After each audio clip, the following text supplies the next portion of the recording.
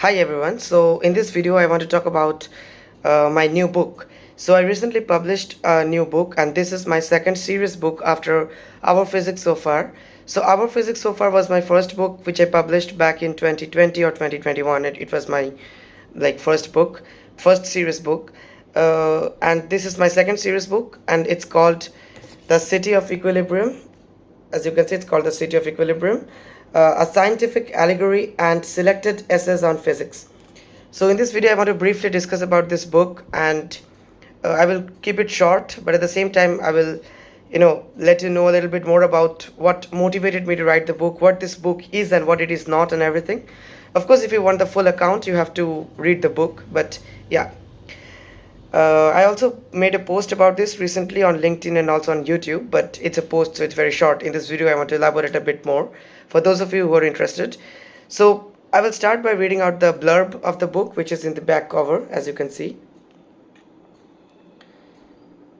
So, a scientific allegory, 5 essays on physics, the same questions running throughout. What do we leave out to make reality intelligible? Why do we keep forcing everything to make sense? And what remains when we face the void without looking away? From an imagined city built on ideas from statistical physics to rigorous discussions of entropy, the arrow of time, collective behavior, emergence, quantum foundations, and the limits of explanation, the City of Equilibrium follows physics to the point where the equations end and the harder questions begin. So basically, this book is divided into two parts. The first part is an allegory or a science fiction novel. So this is a story, it's a work of fiction. It's not physics, it's not facts, it's fiction. But it's not just any ordinary science fiction novel. At least I believe it's a bit unique, because most other novels that I have read, at least to the best of my knowledge, usually even when we talk about science fiction novel, some science concepts, physics even concepts, they're kind of exaggerated, mostly to build a theme which is extremely sophisticated, futuristic, technological. But yeah, it's more on the technology side. And then there is still the usual implicit, a good versus evil. There is a good guy or a good group and a bad group. They overthrow the system or the institution, rebellion, and the usual, here in my story, of course, I don't want to, I would not give you any spoilers, but in my story it's very different, in the sense that here the focus is not really on any particular technology or buzzword, but I have personified concepts from statistical physics. For example, there is a character called entropy, a character called energy, a character called temperature, a character called equilibrium, who is the ruler of the city, which is why it's called the City of Equilibrium. So this is the point, and it's not just to make it sound clever. I've not just a usual ordinary novel, but where I have named the characters after concepts from statistical physics. No, it's not like that. Each of these characters, they represent one particular philosophy, which is best captured by that particular concept from physics. For example, if a character wants to grow, then it's entropy. If someone wants stability, then it's equilibrium. Just to give you a basic kind of idea. But yeah, it's more than that, because initially there are some familiar themes of oppression, or oppressive rule, and then some people choosing to rebel against the system, adventure, relationships, hardships, etc., etc., propaganda, etc. But it's not just a political story with the names of the characters being borrowed from statistical physics. Not like that. In the end, there is an even deeper twist, which will take the question away from who is right and to what is even real. So again, it's not really like a very simple concept like, yeah, we are all living in a simulation, nothing is real. It's not like that, not the ordinary simulation. But there are themes from simulation, from physics, from politics, from power, from existentialism and everything. So yeah, I won't say any more here, but I think you will I hope it will be an interesting read. And after the essay, this is the first part, after the novel, sorry, after this story, after the novel, there are 18 chapters. The novel is divided into two parts and 18 chapters. The first part contains 10 chapters, the second part contains 8 chapters. So this is the first part of the book, and then there is the second part, which contains 5 essays on physics. Now these are essays, so these are like scientific essays. This is not fiction, this is facts. And I have written the essays in a rigorous manner. I know that this book is, I know that not only physicists will be reading this book. This is a book for the general audience. So I know that some of my readers, even maybe most of my readers, are not like trained physicists. Even then, I have decided to write the essays in a bit rigorous fashion, not unnecessarily technical. I have also tried to keep it very engaging, very simple, and wherever possible, I have used metaphors, examples from real life, and I have used pictures and everything. But at the same time, I refuse to, like, just to make it simple, I refuse to teach you anything which is incorrect, or like, for example, I refuse to plant misconceptions in your mind just in the name of keeping it simple. Because I have seen this I myself have grown up when I was in high school, and when I was myself not trained in physics, I have grown up reading popular science books, popular physics books. And what I have noticed is that many books which try to popularize physics, they in fact they present many concepts in an incorrect fashion. It's not just simple, it's completely wrong. And it's wrong in a way which is very subtle. So if you are not trained in physics, you will not think that it's wrong. I mean, it will appear to be accurate, it will appear to be correct, it will appear to be right. But then in the future, I mean, when I took physics in college and university, and now I'm doing research in real physics, like, now that I'm trained in the field, now it strikes me that those things were actually wrong. And that is the danger, because if you are not trained in physics, if you are a layman, I mean, if you are a non-physicist, you have the right to know what is the truth and what is not the truth, right? It's not as if the truth, the technical rigorous truth, is a right of only those who take up physics in university. Which is why I think that it's even if you're writing a popular science book, it's always important to present the concepts, the scientific concepts, in a rigorous fashion. Not in. I mean, of course, it's important to simplify, because it's important to not make it unnecessarily technical, to cut down the equations as best as possible. But sometimes equations or a little bit of rigor, a little bit of technicality is inevitable. Otherwise, I will be giving you wrong concept, which I have not done. Which is why some of the essays can be a bit demanding for you if you are not a physics student, or if you are not from a mathematical or physics background. But I believe, especially today, you have ChatGPT, you have AI, you have the internet. I believe that if you really want to learn, then, and if you give it some time, some effort, I think it's not that difficult as well, even if you're not a physicist. So yeah, but just a heads up that the essays are a bit more technical, because when I wrote my first book, which is this book, Our Physics So Far. So this is Our Physics So Far, a journey through space-time, consciousness, and the fundamental nature of reality. So this book I wrote when I was like in high school. I wrote this book in 2020, I already told you. So I was very naive then. Of course, compared to what I am now, I was very naive, I was not as experienced as I am now. I was not formally trained in physics. I was still a high school student, which is why this book is a bit naive as compared to the present book, in the sense that there is no incorrect information to the best of my knowledge. But maybe in some places I have tried to make things a bit too simple, and there is a slight misconception which I didn't correct, or maybe which I didn't even understand back then. So there is no obvious mistake in the book. That's not what I'm saying. But this book could have been, or I believe that this book should have been written in a bit more rigorous fashion. But that's fine, because I mean, I'm still happy, because I decided to write a book when I was only 15 or 16 years old, and this is still a good memory for me. And I have got some very good feedback in the book, and this book has, I mean, there are a few readers, like young readers, who have enjoyed reading the book. So I do not regret writing the book. But if I were to write this book today, I would have written it differently, which is the way it is. I mean, that's expected. And this book is basically a bit conventional as compared to this one, at least. And why do I say conventional? Because this is basically a book on the story of physics from the early days of Galileo and before, when we were doing astronomy, and then cosmology, and then classical physics, and then the book moves on to relativity, then quantum physics, then particle physics, and then the theory of everything, the quest for a unified theory, the quantum gravity. So it's the usual story of physics. This book is not a special book by itself.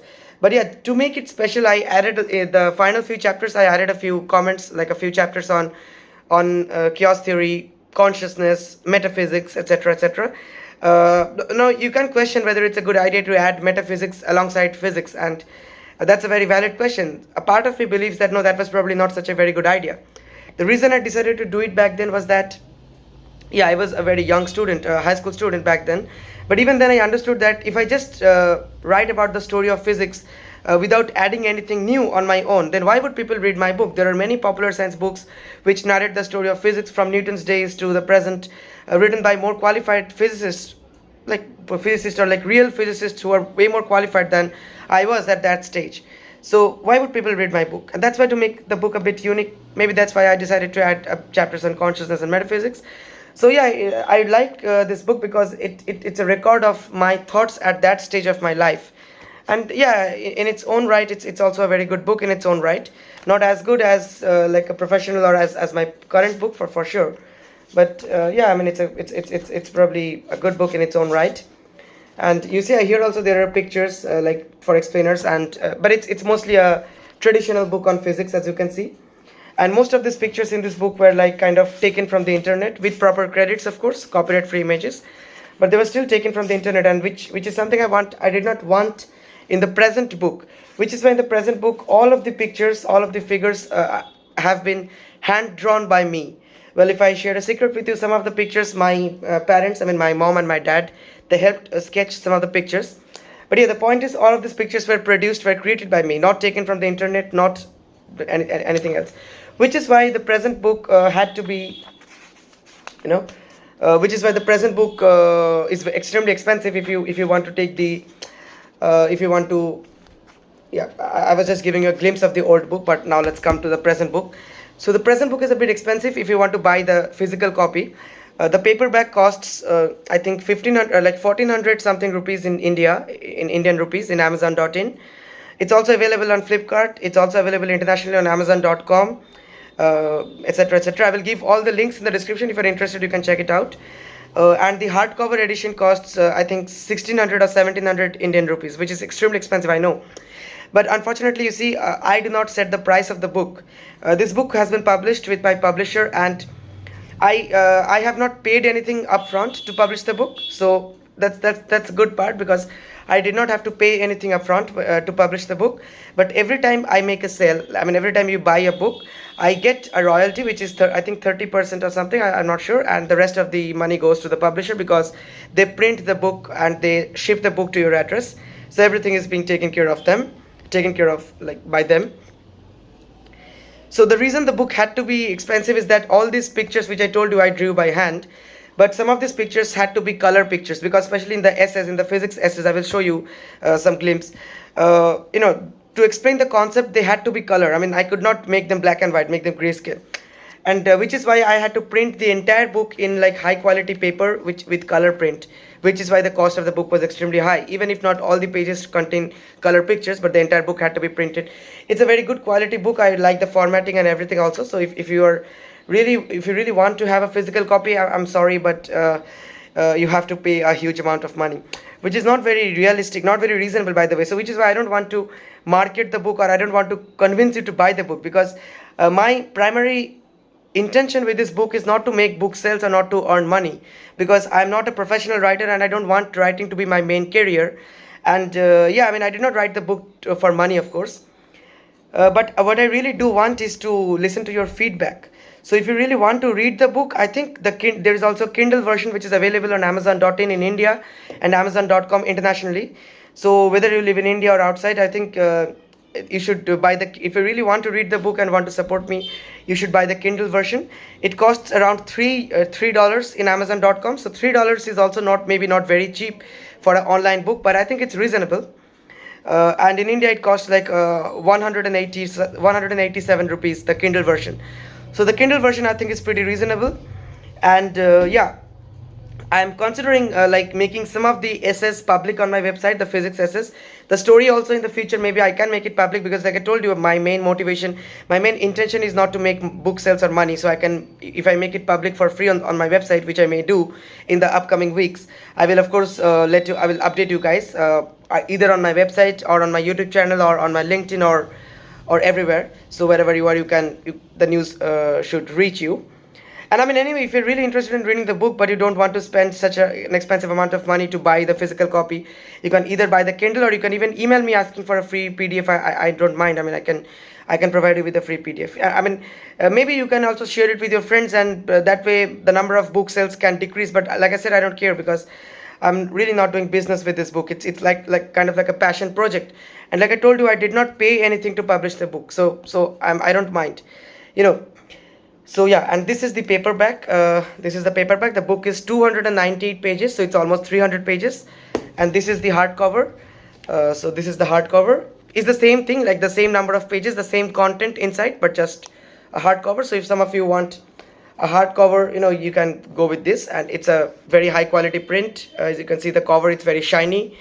And yeah, this is the city of equilibrium, and this is the back of the book. And yeah, so now I'm just gonna show you the some of the interior pages. So I already told you about the City of Equilibrium, which is the name of the novel. The novel is divided into two parts. The first part is called, I don't know if you can make it, but I'll still try to show you. Yeah, so hopefully you can make it. I'm not sure if you can make it, or maybe just give me a second. This should be better now, I'm not sure. So before entering the city is kind of like a prologue, in which I set the stage of the story and tell what this book is about and what it is not. And then the part one is the City of Equilibrium, which is the name of the story. The first part is the safest place there was, and there are 10 chapters, as you can see. And the second part is Far from Equilibrium. There are again 8 chapters, and the story ends and at this chapter, not the cost of knowing. The city went on, and the city went on. After that, there are 5 essays on physics, selected essays on physics, which is part 2. The first essay, as you can see, is Energy, Entropy, and Symmetry. The second essay is The Method in Nature's Madness, Synchronization, Collective Behavior, and Phase Transitions. Then you have the third essay, and the third essay, by the way, is in my view the most interesting and maybe the best essay of the, best in the sense all the essays, they address a different question, different topic, so all the essays are good, but this, I really like this one. The Physics of What We Ignore, Entropy, Coarse Graining, and the Philosophy of Statistical Mechanics. Then the fourth essay is The Past Hypothesis, Why Yesterday Was Special, and finally the last and the longest essay is Beyond Quantum Mechanics. Then you have we have like an epilogue, or not really an epilogue, more like concluding remarks, and called What Remains, and then about the author. So this is the organization of the book. And what forced me to write what prompted me to write the book is that for the last few days, not the last few days, in fact, the last few months, sometimes I have wondered, this question has haunted me, in fact. And this is a question to which I have no easy answer. I mean, and that is saying something, because I have presented at conferences, at international conferences, my scientific work independently, my independent work, which is kind of a very intimidating venue for a master's student, single author master's student. But the point is that I really don't feel intimidated when somebody asks me a question about my research, because yeah, you can ask, there are big scientists who ask very specific and very technical questions, and they sometimes, these questions, they uncover some limitations of my model, but it's not really my failure or my humiliation. I mean, that's not the way I see it. It's in fact good if somebody can point out the limitations of my work, because then I can work on it to build the next step, or to make the model better, because that's how science progresses. So if you ask me a technical question, I can tell you what I think, I can tell you how I did the simulations, I can tell you what is the limit under which this assumption holds, I can tell you what I don't know, I can be honest with it. But this question which I'm about to tell you now, this question is something which I have no easy answer, which is why this question is very disturbing to me. And the question is that, do people like me, people like us, who do technical research on physics or on any topic, or who kind of hide behind intellect, do we do it as a coping mechanism because we are not brave enough to face the real world? This is the question. Nobody asked me this question in particular, but this question occurred to me, and it was very haunting, it was very disturbing to me. Because if you think about it, I'm trying to be very honest with you. The people who are the people like me who are working on theoretical physics, we work on some abstract mathematical models which may have some future applications in some biological systems, in medicine, blah blah blah. But and we speak about applications so much because as science students or as future scientists, we have to know how to sell our ideas to committees who give us grants for our research. We have to know how to sell our ideas to journals that will publish our research so that we can keep our job. But that's again optimizing for career, that's again responding to the pressure in the field. But in our heart of hearts, we know that the work we do, it's not going to have any direct immediate application to ordinary people tomorrow. It's not like I'm doing a research in statistical physics today and tomorrow itself there will be some application. So then the question is, people like us who do this kind of technical research, and you see, I, for example, often talk about the big questions about existentialism, meaning of life, basically the big questions, intellectual, you can call it like intellectualism, or I don't know if intellectualism is a valid term in English, but you know what I mean. So my question is, people like us who hide behind these things, is it just a coping mechanism because we are too afraid to face the real world?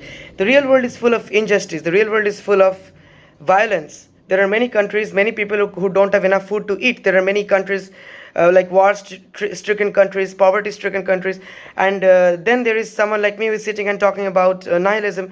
It really feels unfair. Just because I have enough food to eat and I have a shelter above my head, I have enough money to go to conferences, to live by, to make my own life, to continue my own life. Isn't it selfish that I'm talking about this big question when there are people who don't have enough to eat? Because if I were in the position of these unfortunate people, would I be speaking about these big questions? Would I be talking about these intellectual topics? The answer is no, clearly no, and there is no point pretending otherwise. And that is a kind of like a tension which made me think, and which gave me the ideas, which I like, which inspired this story basically. Because the City of Equilibrium, most of the book is a fiction. It's a novel. It's a story. It's a work of imagination, but it was inspired from like my real experiences. And then, for example, my simple answer to the question, like, of what is the meaning of life, is that of course life is inherently meaningless. There is no meaning of life, and I am, in that sense, you can call me a nihilist. I have made many YouTube videos about this topic, and I have spoken about this, written about this elsewhere previously as well. And yeah, some of you, like, some people have misunderstood those comments, as usual, because yeah, of course, my view is a bit nuanced. It's not nihilism in the conventional sense, because nihilism, traditionally people associate nihilism with negativity, with pessimism and stuff like that. And then people think that I am talking about nihilism, which means that I am dissatisfied with the world. Of course I am dissatisfied with the world. There is nothing to be satisfied with in today's world, with this level of injustice and corruption. But at the same time, my comments on nihilism and on existentialism, on meaninglessness, have been like misunderstood by many, which is a bit unfortunate. But again, I don't care, because I try my best to present what I do on my YouTube channel like properly. But again, if maybe sometimes I am not able to convey the ideas properly, and some people like misunderstand it or misinterpret it.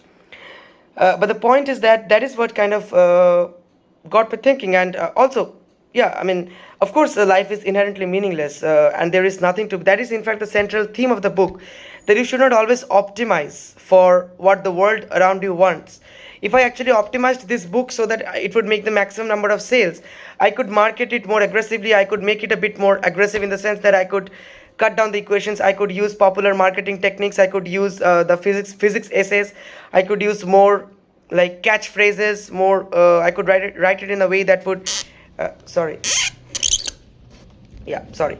I could write it in a way that would attract the common people more. Because if you, but I have written it in a way which is a bit rigorous, bit technical, which I know which will keep away a lot of readers who are not trained in physics. And it doesn't. It means bad for the number of copies I sell. But I told you that's not my primary intention with the book. But I cannot lie to the reader, or I cannot teach them a wrong concept or a misconception when it comes to physics, or anything for that matter, any factual stuff for that matter. So yeah, this is the central philosophy of the book, or of me as well, that you should not optimize something to make it more acceptable to society.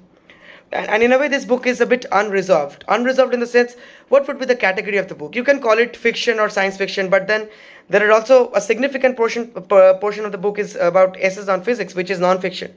You can call it popular physics, but there is this story novel, which is a work of fiction, which it's not really non-fiction or popular science. So, which is why this book is a bit difficult to place on a shelf, like in a particular category, which again is kind of like a deliberate choice of me. And yeah, so my ultimate philosophy of living in a meaningless world, that is also present in a very detailed way in this part, what remains in the end, and also everything. So of course you have to read the book if you want the full argument. I don't want to, and I shouldn't be speaking everything in this video and make it unnecessarily long. But yeah, finally I think that's all I wanted to say. Before I finish, I just wanted to show you the physics essays once.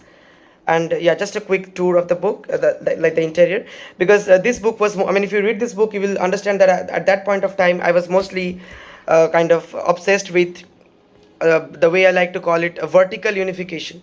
Like basically obsessed with the unified theory of physics, the holy grail of physics, theory of everything, quantum gravity. So basically, I was mostly interested in quantum mechanics then, and then quantum field theory. Of course, I didn't understand quantum field theory when I was in high school, but I was interested in that direction, like theory of everything, blah blah blah.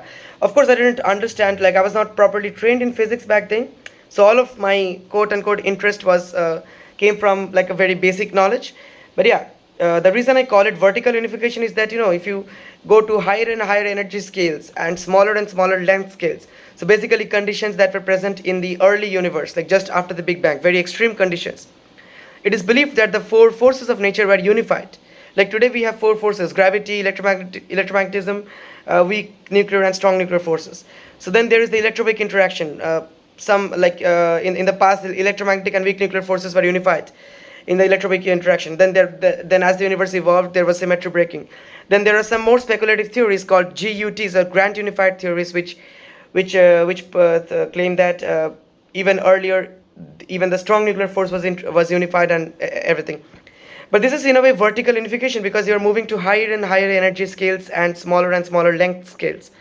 Statistical physics, on the other hand, is more like horizontal unification, in the sense that statistical physics talks about at the same level, like look at the world around us. You don't have to think about the early universe. You don't have to go back billions of years in the past or think about what would happen billions of years in the future. Just focus on the world around you at these typical length scales and these typical energy scales.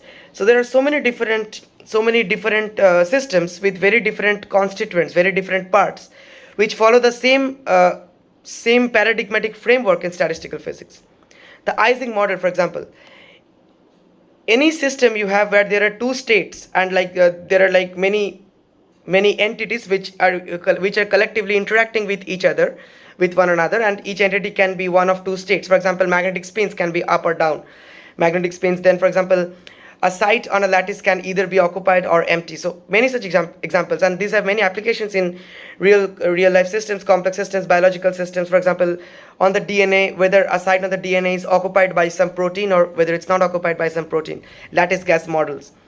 Then in spin glass systems, in magnetic systems, everything. So in these systems, when you have like binary interacting states, the Ising model is the same model, is the same mathematical framework, but it applies and it explains so many systems at the same level, but very different entities. Like they all operate at the same energies, more or less the same energy scale, similar type of things, but they are very different and very different systems. But they follow the same type of interaction, so they belong to the same universality class. I don't want to go deep into these technicalities because I cannot assume that every one of you are interested or are knowledgeable about statistical physics. But all the 5 essays in this new book are about mostly about statistical physics, except the last essay is on quantum mechanics. The other 4 essays are on statistical physics, because currently in my master's I am working on these kind of systems. I'm working on nonlinear dynamics, statistical physics, biological systems, so basically the physics of complex systems. So I've kind of in a way moved on from this, and that's why even if you read both the books, you can feel the change that has come in me in my way of writing, and in my interest, like my interest in physics has completely shifted from that to this. And I think this is more interesting and also much more grounded in reality, because I believe if you call yourself a physicist, you should be grounded in reality, in the sense that you cannot work on string theory, which is an abstract mathematical framework which may have nothing to do with the real world, no experimental validation, nothing, and you can just say that, okay, maybe the universe has 26 dimensions or 11 dimensions, and you can just do mathematics and say that you are a physicist. I'm not disrespecting that line of research, but at the same time, you cannot deny that it's a bit too abstract with no applications at all. The kind of work we are doing, maybe not all our models have direct application, but yeah, it has many applications in biological systems, in social systems, in engineering systems, in any complex system basically, and the world around us is full of such systems. So yeah, and even the fundamental philosophy of statistical physics is very different from that of quantum physics, for example, or not only quantum physics, from that of most other branches of physics. Because usually in quantum physics or even in cosmology, gravity, we want more details. Like before quantum physics, we had a very basic model of the atom, for example. Then we wanted more details. What is inside the atom? Electrons, subatomic particles, quarks, and then we wanted more and more details, like exact details. The standard model of particle physics, we know the exact mass of the quarks or everything. Statistical physics, on the other hand, the philosophy is kind of opposite, because statistical physics asks that, okay, let's say you have 1 mole of gas, which is 10 to the power 23 particles.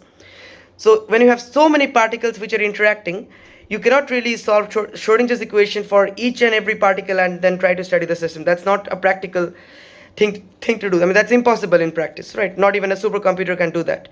So statistical physics asks that, okay, we have a very complicated system with millions of parts, interacting parts, and it's not possible for me to individually track and study these million parts. So I will just ask a simple question. I will ignore the details. So here you are kind of omitting some of the details. I will ignore the details and I will only ask which of the details are important at my level. When you study a gas, you talk about temperature, you talk about pressure, you talk about macroscopic properties. You don't talk about what each particular gas molecule is doing from each point in time to the next. So that is kind of like the philosophy of statistical physics. But that is also kind of like the theme of this story, the City of Equilibrium, because although in the story I have kind of personified or exaggerated it because it's fiction, I have taken my literary license. But in the story also this is the theme, because in statistical physics we use approximations, we use assumptions. In all of science, I think, in fact, you have to start with some assumptions, otherwise you cannot really. So when we are studying a biological system, first we build a simplified model that we can analytically solve or that we can do Monte Carlo simulations on. Because if we start with the full biological system, then we cannot really do anything. It's extremely complicated. But if we start with a simplified version of the model, like a simple approximation of the full real model, full real system, that's why we call it a model, then we can actually make some useful, we can infer some useful information about the model. We can get some useful information about the model, we can make some useful predictions about the model. So that is the thing. So approximations, averaging, that's not a bad thing in itself. But the trouble starts when you forget that it's an approximation. So you should approximate, but you should never forget the scope of your model or of whatever you're doing, whatever you're saying. Each claim you're making, you should remember that everything I'm doing right now is based on that approximation. So whatever I say or whatever I observe is true only at that level. It's not the full real system itself. Reality is always much more complicated than what a simple equation or a simple mathematical model can capture. So that is also something to be careful about. In fact, if you look at the dedication of this book, I don't know if you will be able to read it, but if you look at the dedication of the book, to every fluctuation that refused to average out, and to the void that never answered and therefore never lied. So what do I mean by that? To every fluctuation that refused to average out, and to the void that never answered and therefore never lied. So if you think about it, each of us are born with our own way of seeing the world, with our own aspirations, with our own qualities, with our own talents and everything. So basically each of us are born unique. No two child has the exact same views, exact same mind when they're born or when they're very young. But what the system does is that the system puts all of these children together through the same machine, through the same black box in a way, through the same system, and tries to average out the fluctuation. Fluctuations means they are locally varying, so they're unique for each part of the system. So they're unique for every child in a way, if you think about it in terms of humans. But when I say average out the fluctuations, so it means all of these children, maybe somebody is good at drawing, somebody is good at swimming, somebody is good at sports, somebody is good at studies, but the system, usually society system, always we pass them through the same system: school, college, university, exams, then the usual social expectations. You have to settle, you have to earn money, success is equal to your status and everything. And in a way, by doing this, we kill their creativity, we kill their individuality, we kill their uniqueness. In terms of statistical physics or in terms of mean field theory, for those of you who are aware, we average out the fluctuation. So this book in a way is a dedication to those who who refused to bow down to the system just to become more acceptable to society, who kept their uniqueness alive even despite hardships, even despite pressure from the surroundings. So that's why it's a dedication to all fluctuations that refuse to average out, and to the void that never answered and therefore never lied. So void means ultimately everything is a void, because none of this means anything, none of this is permanent. And we humans, we cannot face the void. We always find it difficult to face the void, to look at the void without looking away. We always invent stories to make our lives more bearable. I mean, it takes a lot of courage. I mean, few of us would actually be able to accept it from the core of our minds, like from like accept it, like genuinely accept it in our minds that our lives don't mean anything. We find it very difficult to accept it, but we know that this is true. In the At the end of the day, like in our heart of hearts, we know that this is the truth, but we cannot accept it, which is why we invent all sorts of lies, all sorts of stories that no, my sacrifice must have meant something. See, I got this reward, which means okay, maybe God wanted me to God wanted me to fail previously so that I could succeed now. Yeah, this must have meant something, this must have been my destiny, blah blah blah. So you see what I'm trying to say. We always have this a tendency of kind of forming stories and stuff around our lives as if we are the main character. This could also be a genetic or like a survival instinct, a hereditary mechanism, or whatever it is, but it's true. Few of us have the courage to accept that our life does not mean anything and yet keep working. But yeah, that's what I try. Even sometimes, even I have difficulty accepting, but that's what I genuinely believe. But again, that does not mean that I should stop working. I believe that my life doesn't mean anything special, but I also believe that this world is mostly unfair. But I still run a journal for young students where there is a little bit of fairness for young people who want to think about physics. I still write books, I still mentor young students, I still reply to emails, I still do my own work like my academics and everything. Why do I do it? Not because, not because this will make my life mean something. Nothing will. But I still do it because, yeah, I mean, believing life is meaningless does not mean that you have to stop working or you have to destroy your life. That's what I believe, and I have a logical argument for that as well, which is in the book. And I think I made a YouTube video like touching on this as well in previously, so I will not go deep into this now. But yeah, so this is it anyway. And yeah, I think I'm speaking a lot. I should stop now. Finally, I will just show you a few pages from the book. So this is like the novel, which is where there are no pictures, but there are some interesting illustrations. Like for example, here is a kind of like a cartoon, which is hand drawn, as you can see. I don't know if you can make it. Yeah, I mean, maybe you cannot make all the words. You don't need to, but you can at least see the image. This is the first essay, Energy, Entropy and Symmetry. And you see like there are pictures, you see. And here, for example, the mixing of two different gases, one is red, one is blue. Just to give you an idea, but due to pictures like this, I had to print it in color. Otherwise, if it's black and white, you wouldn't have understood which is red, which is blue. Then this one, for example. See, two polymers, one is red, one is blue. I don't know if you can make the colors on the screen properly, but yeah.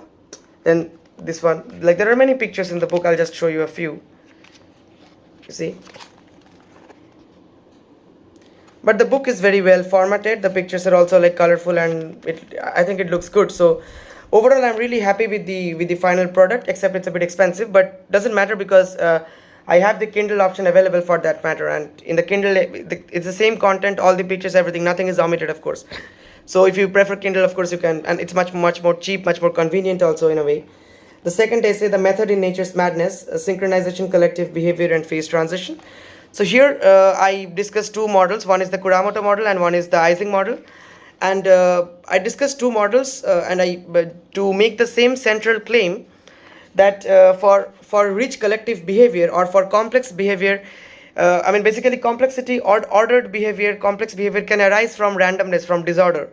So we have many individual parts which are in some sense random, but they're interacting together. They're showing like they're interacting together, and then it shows some rich non-trivial collective behavior, which is like a very fundamental philosophy in statistical physics, in the physics of complex systems. So you see there are many beautiful pictures.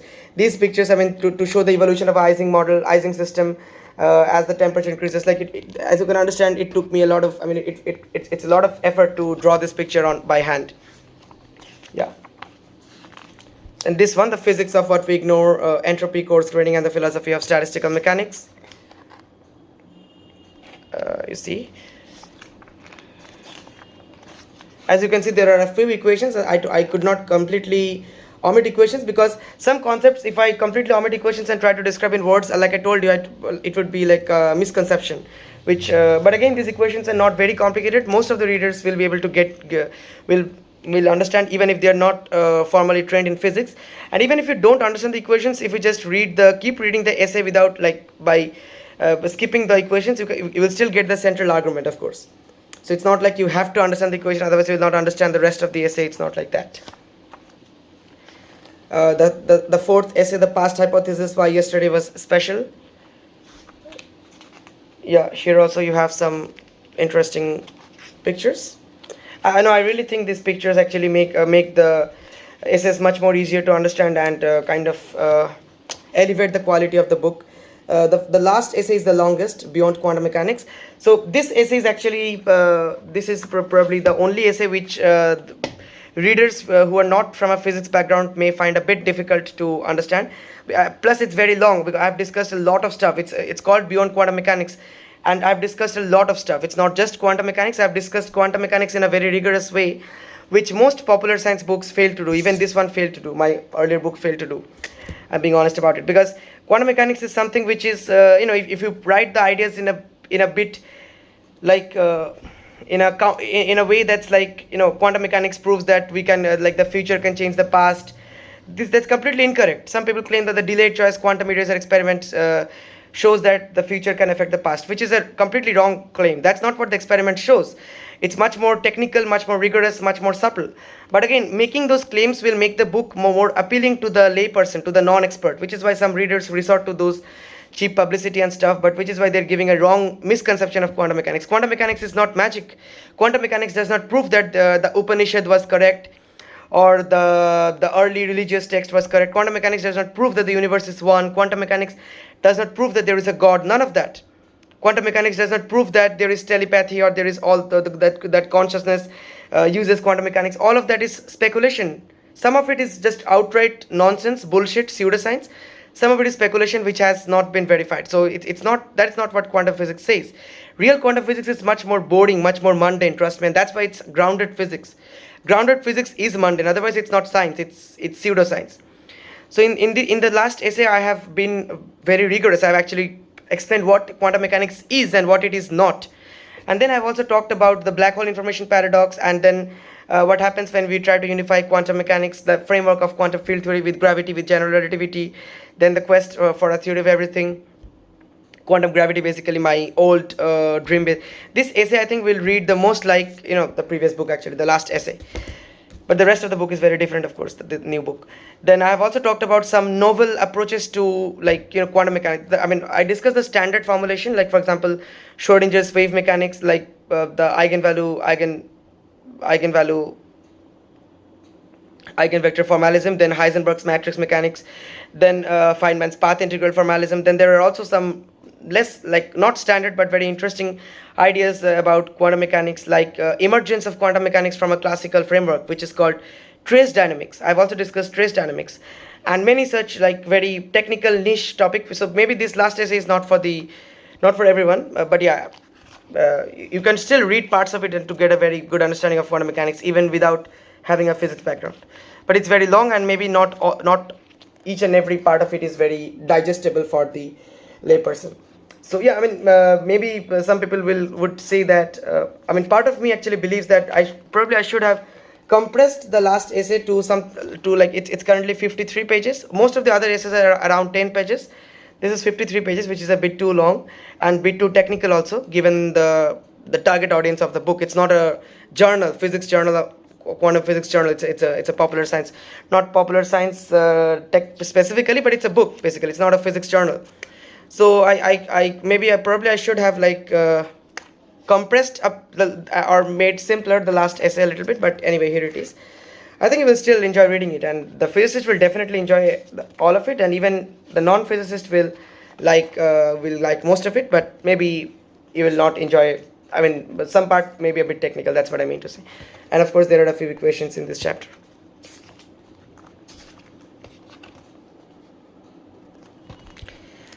And yeah. Oh.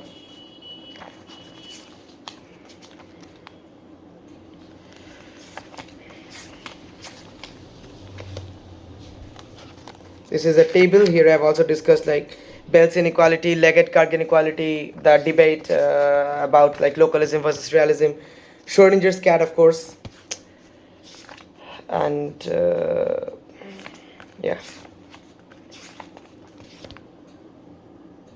the Bronstein cube. It's basically a cube which shows like the different in the three axes. One axis is Newton's gravitational constant, one axis is the speed of light, the inverse of the speed of light, and the other axis is Planck's constant. So it shows like, if you in this 3D space, the where each physical framework, like physical theory, lies, like relativity, quantum mechanics, the so-called quantum gravity, and everything. Yeah, and by the way, after each of the 5 S's, there is a section called references and further reading. So here I have listed some of the references I used to write the essay. Some of them are like more advanced textbooks. Some of them are like research papers and everything. So this is only for the reader who like wants to go deeper and explore in much more depth. But these are of course very technical references. It's not for everyone. And yeah, so this is the book, and I mean that's all I wanted to discuss in the video, to discuss about the book. And yeah, this is also the hardcover. It's pretty good binding, as you can see. So thank you for watching, and if you would like to support me, but not pay such a exorbitant amount of money for the physical copy, paperback or hardcover, I completely understand. In fact, I would advise you not to buy the physical copy, because I myself like think the price is extremely high. Then you can buy the Kindle edition. But if you really are ready to spend the amount, and if you want a because some people I know that they prefer to have a physical copy so that they can annotate, they can read, and not everyone is comfortable using a Kindle or like online version. So then you can also buy it. Thanks in advance. And yeah, even if you don't want to buy it, that's completely fine, of course. But if you do read the book, and if you have any comments, any feedback, please feel free to comment below. Or if you know my email, I think it's publicly available, so you can also email me. I really look forward to, I would love to know your feedback on the book, or on any of my ideas, any of my views, or anything at all. So thank you so much for watching. I would see you in the next video, and I will be giving the links of where to get the book and more details in the description. Thank you.